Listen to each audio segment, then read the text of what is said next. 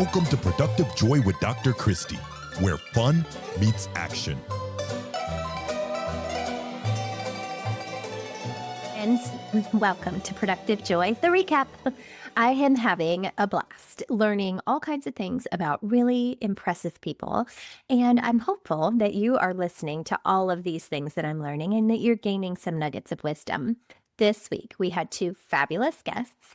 We had Elizabeth Moran and Tyler Mount. Both of them are, I would say, positivity seekers in that they intentionally look for joy. And I mean, I know that's why I decided to start the podcast, because I believe that joy is a choice and it's one worth making. This week, that was reinforced by both of our guests. And I feel encouraged that there are lots of people on this planet who are looking for the good, because the bad's there. And if we focus on it, we're going to see it. But if we focus on the good, that's what we're going to see. So Elizabeth had a ton of really great phrases that she said. But one of the things that I want to camp out on for a second is she says that you don't have to be 100% on board with a change in order to back it.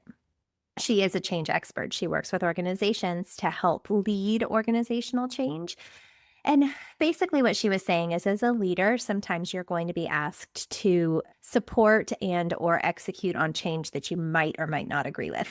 So can you do that and still maintain true to yourself? And she believes that you can, as long as you are not doing something egregious, right? Something that is going to cause harm to those that are having the change done unto them. And she also talked about the fact that we have a negative bias normally. That's where our brains tend to go. So are we going to allow that and camp out there, or are we going to push to not end up in that space? Again, that's up to you. And I think that there is just power in her words. Then we had Tyler Mount. Tyler is a force to be reckoned with. He is such a light, such a fun human being. Tyler and I met at the Southeast Real Estate Expo back in May, and he's building an empire. He is doing really impressive things, and he specifically does so in the real estate space, but he started on Broadway. And I think what I find most intriguing about Tyler is that he has managed to weave all of his talents together into who he is today. I don't think everybody does that. I think people see themselves in compartments. I'm really good at X, or I'm really good at Y, but X and Y don't ever come together. What if they did? What if we as human beings looked at all of our talents and put them together and made something extraordinary instead of just ordinary or just extra?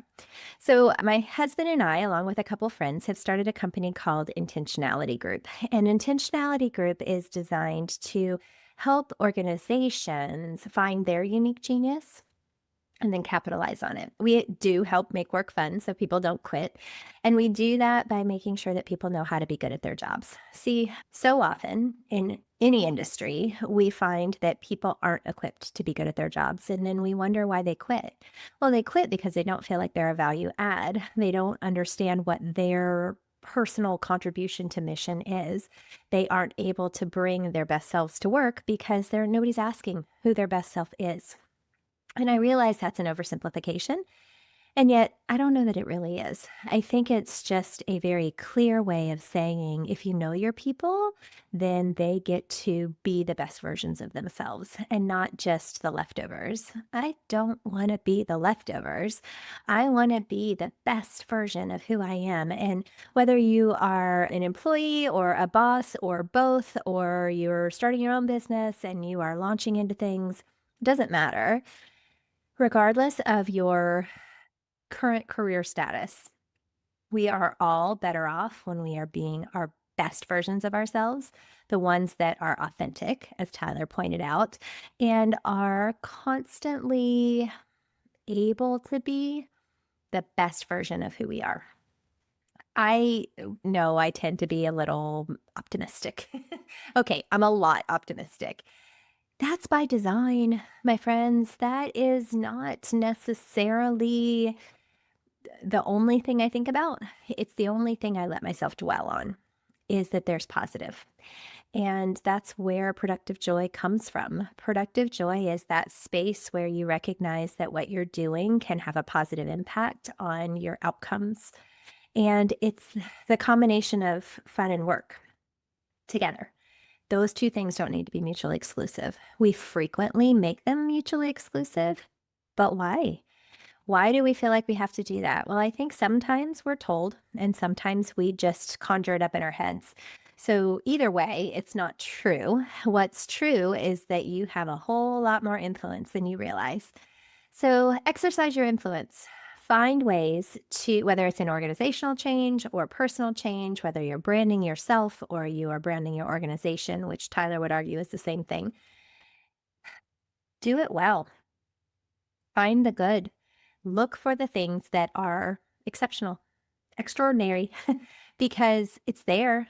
You just have to find it. So I'm going to challenge you with that today, that you find the good, that you look for the things that are exceptional and that you camp out on those instead of camping out in the space where you feel stuck. No reason to be stuck anymore. Nope, life's too short. So get unstuck and find different things to focus your attention on so that you see the good, because the good is indeed there. I hope that you are enjoying this podcast. I hope that you are sharing it with friends. And I know that hope isn't a strategy. So I'm asking you, I'm begging you, really, just share it with one person. One person today might share it with one person tomorrow, who's going to share it with one person the next day. And all of a sudden, there will be a little more productive joy in this world. Wouldn't that be great?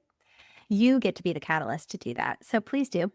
And then reach out to me, Christie at intentionalitygroup.com, and just say, hey, Christie, I am thinking about this topic, or I would love to be a guest, or I have a friend who would be a great guest, because that's how this network grows. So today, I challenge you to grab a nugget or two of wisdom. Maybe it was from Elizabeth, maybe it was from Tyler, maybe it was from me. Wherever it came from, use it. Change practice, do things differently so that you can get different results.